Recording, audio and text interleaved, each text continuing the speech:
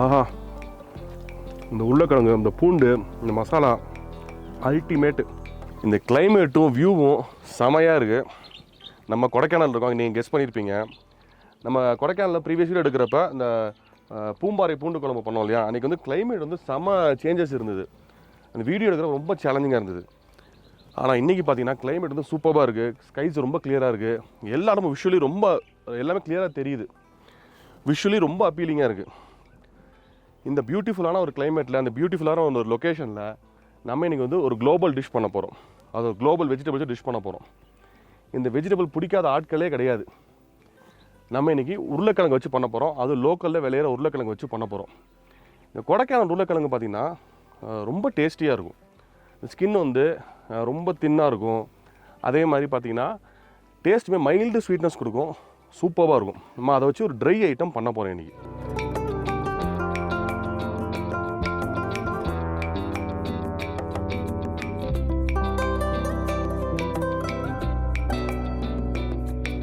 Welcome to என் சமையல் ledger with Vinodkumar. நான் ஏற்கனவே சொன்ன மாதிரி நம்ம இன்றைக்கி உருளைக்கிழங்கு வச்சு ஒரு ட்ரை டிஷ் பண்ண போகிறோம். இந்த உருளைக்கிழங்கு டிஷ்ஷுக்கு என்னென்ன பொருட்கள் தேவை நம்ம பார்த்துடலாம். மீடியம் சைஸ் உருளைக்கிழங்கு 4, மல்லி விதை 1.5 டேபிள் ஸ்பூன், ஜீரகம் 1 டேபிள் ஸ்பூன், மிளகு 1 டேபிள் ஸ்பூன், காஞ்ச மிளகா 4-5, உப்பு, சோம்பு 1 டேபிள் ஸ்பூன், பூண்டு 8-10 பல், கடுகு 1 டேபிள் ஸ்பூன், கருவேப்பில்லை, கொத்தமல்லி, கடலெண்ணெய். இந்த டிஷ்ஷுக்கு மெயின் விஷயம் இந்த உருளைக்கிழங்கை கட் பண்ணுறது. நான் உருளைக்கிழங்கு நல்லா வந்து தோல் சீவி வச்சுருக்கேன். இதை வந்து நல்லா சின்ன சின்ன க்யூப்ஸாக கட் பண்ண போகிறேன். இந்த உருளைக்கிழங்கு வந்து லோக்கலி இங்கேயே விளைஞ்சது, இங்கேயே ப்ரொக்யூர் பண்ணது. வந்து நான் ஏற்கனவே சொன்ன மாதிரி செம்ம டேஸ்டியாக இருக்கும். இது வந்து பார்த்தோன்னா ஒரு மீடியம் சைஸ் க்யூப்ஸு, அதாவது ஒரு 1/2 இன்ச்சு க்யூப்ஸாக நீங்கள் கட் பண்ண போகிறோம். ரொம்ப வந்து பெருசாகவும் இல்லாமல் ரொம்ப பொடியாகவும் இல்லாமல் ஒரு 1/2 இன்ச்சு ஒரு க்யூப் சைஸும். இந்த சைஸ் பாருங்கள். இந்த சைஸில் தான் வந்து இந்த உருளைக்கிழங்கு கட் பண்ணுங்க. அப்போ தான் வந்து ரொம்ப கரையாது, டேஸ்ட்டும் நல்லாயிருக்கும். முதல் வேலையாக நம்ம இந்த உருளைக்கிழங்கு வந்து வேக வைக்க போகிறோம். ஃபுல்லாலாம் வேக போகிறதில்ல, லைட்டாக ஒரு 20% வெந்தால் போதும். அதுக்கு ஃபஸ்ட்டு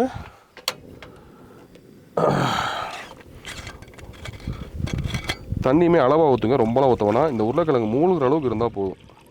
நம்ம ரொம்ப நேரம்லாம் வேக வைக்க போகிறதில்ல, ஒரு 1/4 வாசி வெந்தால் போதும். தண்ணி சூடானதுக்கப்புறம் உருளைக்கிழங்கு போடலாம்.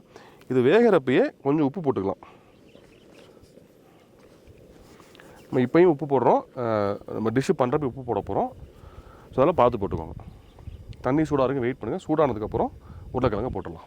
தண்ணி ஓரளவுக்கு சூடாகிடுச்சு. இப்போ நம்ம வந்து இந்த உருளைக்கிழங்கு போட்டுடலாம். கரெக்டாக பார்த்தீங்கன்னா கரெக்டாக அது மூழ்கிற அளவுக்கு தான் இருக்குது. ரொம்ப தண்ணி ஊற்றுறாதீங்க. இது வந்து லைட்டாக ஒரு 5 நிமிஷம் வேகட்டும். 5 நிமிஷத்துக்கு கம்மியாக வந்தாலே போதும். இந்த உருளைக்கிழங்கு வேகிற டைமில் நம்ம வந்து மசாலா ரெடி பண்ணிக்கலாம். நம்ம வந்து மசாலா வந்து பொடியாக நம்ம வறுத்து அரைச்சி தான் ரெடி பண்ண போகிறோம். இந்த மசாலா என்னென்னா, ஃபஸ்ட்டு வந்து மிளகு, மல்லி, வரமிளகா, சோம்பு, ஜீரகம் இதெல்லாமே ட்ரை ரோஸ்ட் பண்ணி நம்ம வந்து பொடியாக அரைக்க போகிறோம். முதல்ல இதெல்லாமே வந்து ரொம்ப கம்மியாக வறுத்தா போதும், ரொம்பலாம் வறுக்க வேணாம். இந்த ஈரத்தன்மை போகிறதுக்கு தான்.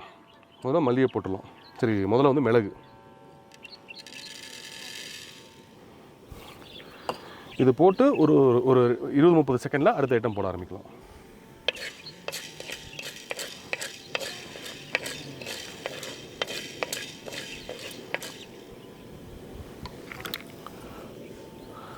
அடுத்தது மல்லி, அப்புறம் காஞ்ச மிளகா, அப்புறம் சோம்பு,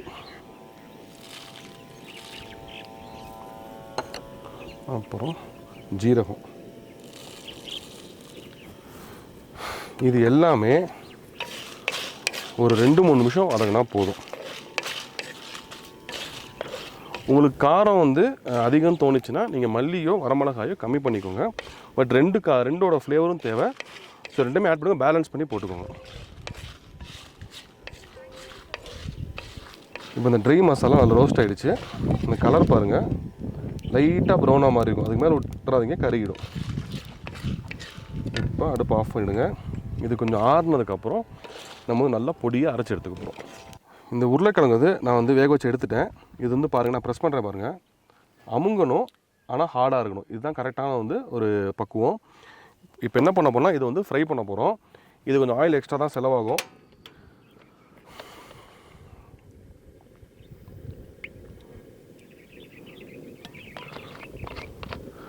இது வந்து இப்படி வறுத்து பண்ணால் தான் இந்த டேஸ்ட் நல்லாயிருக்கும். அதனால் கொஞ்சம் ஆயில் எக்ஸ்ட்ரா யூஸ் பண்ணுறது யோசிக்காதீங்க. ஆயில் சூடானதுக்கப்புறம் இந்த உருளைக்கிழங்கு வந்து நம்ம அப்படியே ஃப்ரை பண்ணி எடுத்துக்க போகிறோம். இப்போ வந்து எண்ணெய் சூடாகிடுச்சு. நம்ம உருளைக்கிழங்கு வந்து பேட்சாக போட்டு தான் பொரிக்க போகிறோம். மொத்தமாக போட்டு பொரிக்க முடியாது, அதுக்கு ரொம்ப எண்ணெய் செலவாகும். ஸோ அதனால் நான் எண்ணெய் கொஞ்சம் கம்மியாக போட்டு பேட்சாக போட்டு பொரிக்க போகிறேன்.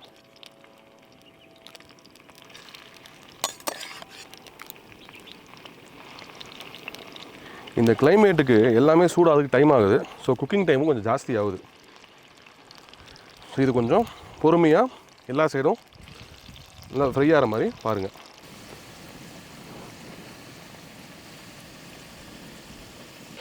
இப்போ இந்த உருளைக்கிழங்கு ஃப்ரை ஆகிடுச்சு பாருங்கள். ஓரமாக ஃபுல்லாக, அதாவது வெளியில் ஃபுல்லாக நல்லா கிறிஸ்பி ஆகிடுச்சு, உள்ளே சாஃப்டாக இருக்கும். ஸோ நான் இப்போ என்ன பண்ணேன்னா இது அப்படியே நல்லா எண்ணெயை வடித்து எடுத்துக்கிறேன்.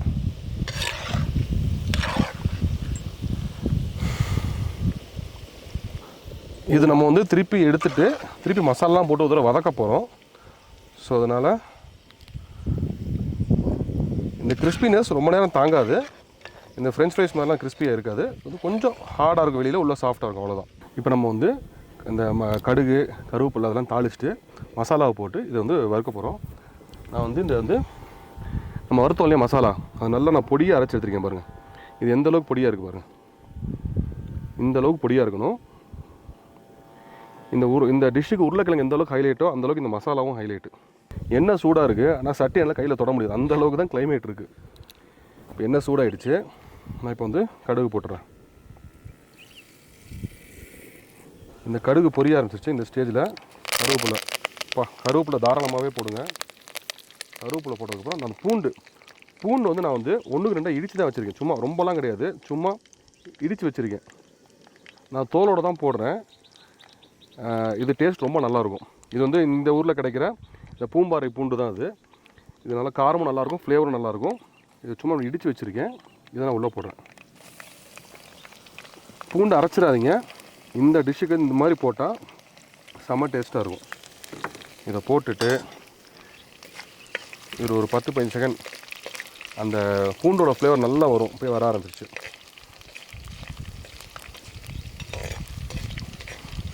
இந்த பூண்டு தோலோடு போடுறப்போ ஒரு டேஸ்ட் இருக்கும். நீங்கள் வந்து இந்த திக்கான அந்த தோலாம் எடுத்துகிட்டு லைட் அவுட்டர் ஸ்கின் இருக்கும் இல்லையா, அதோட பூண்டை போட்டு பாருங்கள், அந்த ஃப்ளேவர் ரொம்ப நல்லாயிருக்கும். இந்த ஓப்பன் ஸ்பேஸ்லையுமே பூண்டோட ஃப்ளேவர் அவ்வளோ தூக்கலாக இருக்குது. இந்த பூண்டோட குவாலிட்டி அவ்வளோ நல்லா இருக்குது. இப்போ என்ன பண்ண போகிறோம்னா, நம்ம ஃப்ரை பண்ணி வச்சுருக்கோம் இல்லையா உருளைக்கிழங்கு, இதையும் உள்ளே போட போகிறோம்.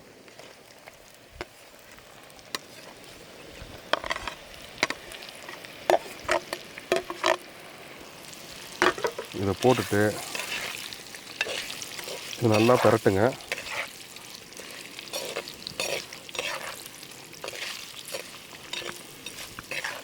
இது ஓரளவுக்கு இந்த எண்ணெய், அந்த மசாலா, அந்த பூண்டு இதெல்லாம் வந்து ஓரளவுக்கு இந்த உருளைக்கிழங்கு மேலே பட்டவுடனே நம்ம இந்த பொடி வச்சுருக்கோம் இல்லையா, நம்ம சொன்ன குவான்டிட்டி நீங்கள் ஃபுல்லாகவே போடுங்க. நீங்கள் ஜாஸ்தின்னு நினைக்காதீங்க, இதுக்கு தேவை அது. இதை போட்டுட்டு ரொம்ப நேரம் குக் பண்ணுவோம்னா, ஆல்ரெடி நம்ம வந்து ட்ரை ரோஸ்ட் பண்ணது தான் அது. ஸோ இதை போட்டுட்டு நம்ம வேக வைக்கிறப்போ உப்பு போட்டிருக்கோம். ஸோ அதை பேலன்ஸ் பண்ணி இப்போ இந்த மசாலாவுக்கு உப்பு போட்டுருங்க.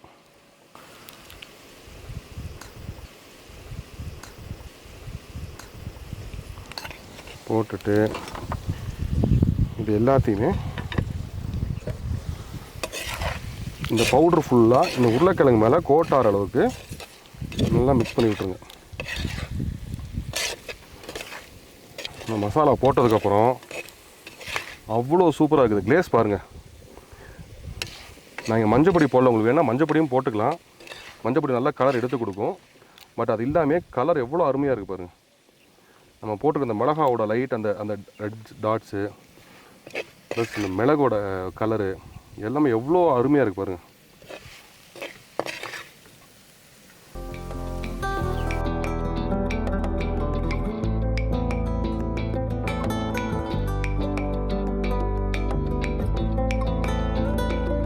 இப்போ உருளைக்கிழங்கு ரெடி ஆனதுக்கப்புறம் கடைசியாக இந்த கொத்தமல்லி லைட்டாக, அந்த கொத்தமல்லி ஃப்ளேவர் வந்து இந்த காரத்துக்கும் இந்த கொத்தமல்லிக்கும் சூப்பராக இருக்கும்.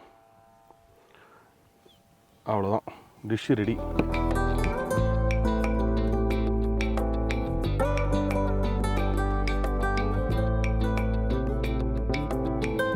இந்த உருளைக்கிழங்கை நான் தயிர் சாதம் வச்சு சாப்பிட போகிறேன். செம்ம காம்பினேஷனாக இருக்கும் போது இந்த காரசாரமான உருளைக்கிழங்கு இந்த க்ரீமியான தயிர் சாதம் செம்ம காம்பினேஷனாக இருக்கும்.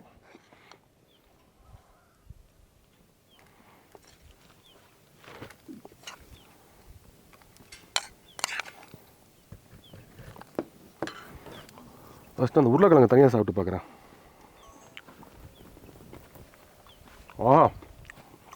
சூப்பர், உருளைக்கிழங்கு பெர்ஃபெக்டாக வந்திருக்கு. அந்த மசாலோட கோட்டிங்கு செம்ம அல்டிமேட்டாக இருக்குது. நான் தயிர் சாதம் சாப்பிட்டு பார்க்குறேன்.